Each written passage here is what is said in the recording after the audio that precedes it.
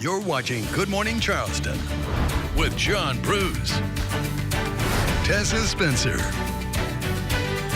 Emily Gracie, Megan Rivers, and Trooper Bob. This is Good Morning Charleston. If you are headed out the door right now, you might be driving towards a detour. Good morning, everybody. I'm John Bruce. And I'm Tessa Spencer. Railroad crews are working on a project that could slow you down. Our team working for you, Megan Rivers and Trooper Bob. We'll have team traffic in just a moment. But Alexandria Savage is live along Ashley Phosphate Road in North Charleston with what you need to know. Good morning, Alexandria. Good morning, Tessa and John. So North Charleston Police Department tweeted out yesterday that Ashley Phosphate Road could be closed as early as 5 a.m. And it's not happening yet. There's still some traffic going, but there's no stops or slowdowns yet. There is a truck over there. That's what I'm seeing. And there's other trucks sitting with their lights on as well, ready to jump into action when the time comes. Construction here started yesterday. Workers are expecting to cover about 2 miles of track per day. This work is part of a nationwide project by the rail company. It occurs every 50 to 60 years. Railroad lines are replaced. Norfolk Southern is fixing lines across 22 states. 75 employees are working with more than 40 pieces of equipment, which stretched for more than a mile from end to end. We spoke with a woman who has owned a business near here for more than 2 decades. She wishes the slowdowns would come on another day. The timing is a little off. I would think something like this would need to be done over the weekend. Maybe like a Sunday night or 3 o'clock in the morning, and do it for a couple of hours and then maybe proceed the next day. But they choose to do it, first thing in the morning during rush hour traffic. So work on the crossing is scheduled to end tomorrow, but that could change. We're told that there's a lot of work still to be done. Now they're tackling 10 railroad crossings this week, and they are well on their way. Working for you in North Charleston, Alexandria Savage, ABC News 4. This ABC News 4 Traffic Tracker Report is sponsored by Fred Anderson Toyota of Charleston. All right, starting with a live look right now at I-26 east and westbound, right around Eagle Drive. You can see traffic is flowing smoothly in both directions here. No major slowdowns to tell you about. Now, like Alexandria just said, those detours are in place for folks who are traveling through that way. So you're going to want to take Palmetto Commerce around Ashley Phosphate to avoid that railroad scene. The drive times right now along I-26 aren't looking too terribly bad. From 520 to 526, a 13-minute drive to downtown Charleston, a 23-minute drive, and from Ashley Phosphate Road as of right now to downtown Charleston, the drive time is 23 minutes. We're going to send things out to the only traffic tracker in the Low Country, Trooper Bob. And Bob, you're out on the roadways now on Highway 52. What's the traffic like in that area? Right, we're on Highway 52 headed towards Monk's Corner. Here's a live look at the traffic as it heads towards Rivers Avenue. We came down University Boulevard, didn't see any issues there, all the way down to Rivers Avenue if you headed to the interstate, or up this way on 52 towards Goose Creek. So it looks good, but you know what? Had to scrape the windshield this morning because it had some frost on there. How are things looking on your end, Emily? All right, it is cold out there. Those temperatures, they are right at the freezing mark and still falling. That cold front came through yesterday, and it has left behind that chill here this morning. 32 in Charleston, 32 in Somerville, 36 in Monk's Corner right now. Those temperatures are going to fall another couple of degrees, and our wind chill temperature right now at 24. So it feels chilly out there, but take a look at this map, and I want to show you the wind chill temperature in the upper Midwest. Minneapolis right now, it feels like 52 degrees below zero. Negative 44 right now for the wind chill temperature in Chicago.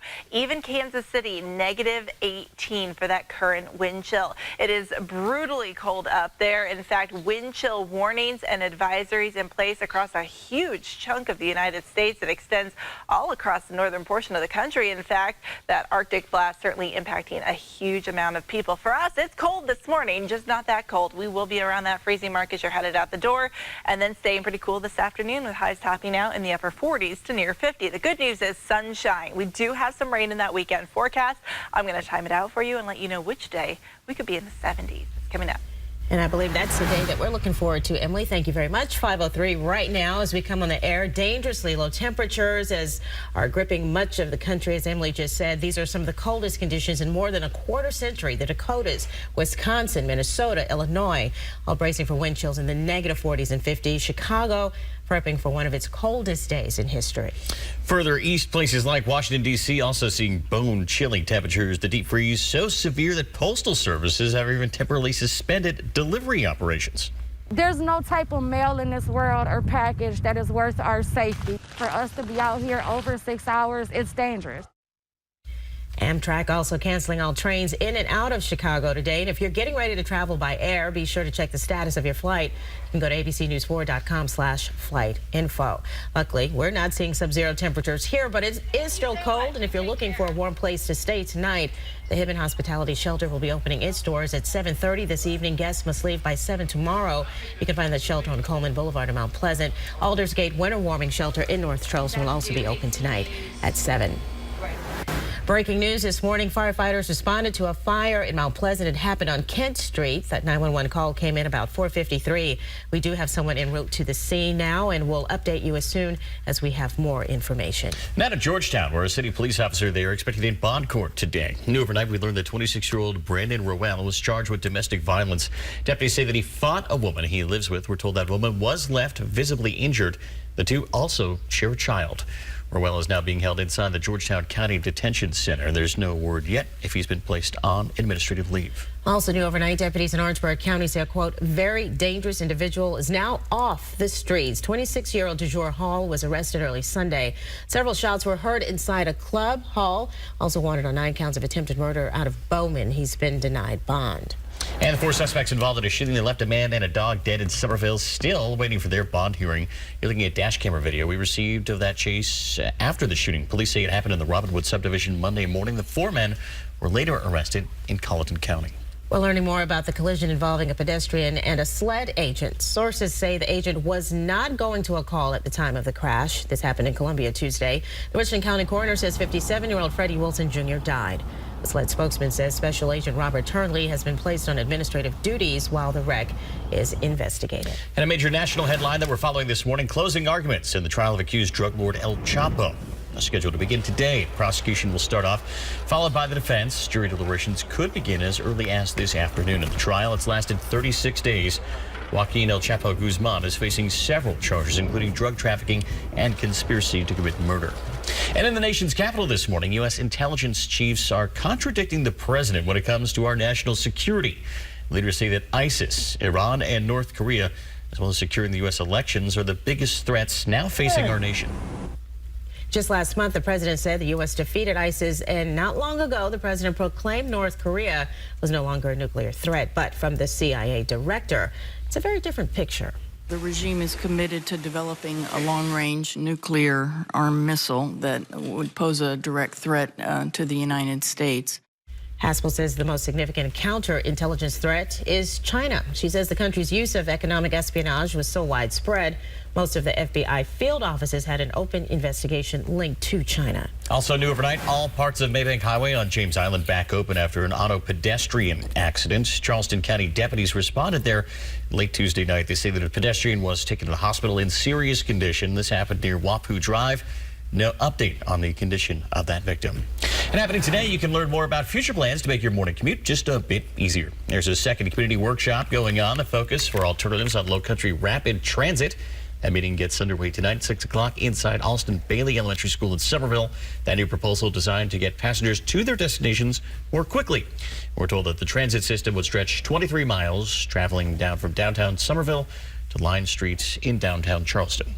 Also happening today, the College of Charleston planning a big celebration. 2020 is going to mark the 250th year of the university. Today, the interim president will announce several events in the works for the celebration. The theme will also be announced. That begins today at 3. While the future of Mount Pleasant starts today, there's a public meeting happening at the Mount Pleasant Town Hall complex this morning.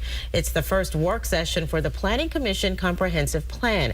The meeting will begin the Planning Commission's discussion of the draft, happening at 11 this morning. And it's time to get your hands a bit dirty today in the low country and across the nation. There's going to be a Stop the Bleed training. That training will teach participants what to do in life-threatening emergency situations to control bleeding. There's a session happening today at Berkeley Elementary at 11:30 this morning. Well, still to come today, hot dog, everybody. The Oscar Mayer Wienermobile is hiring drivers for their famous 27-foot hot dog. What it takes to be a hot dogger, plus how you can apply. Much colder temperatures out there this morning. Bundle up if you are headed outdoors. Here's a look at your fishing game forecast for today. Good conditions expected this morning, poor this afternoon. We'll talk about when rain moves back into the forecast and when we are going to see those temperatures top out 10 degrees above average. That's coming up.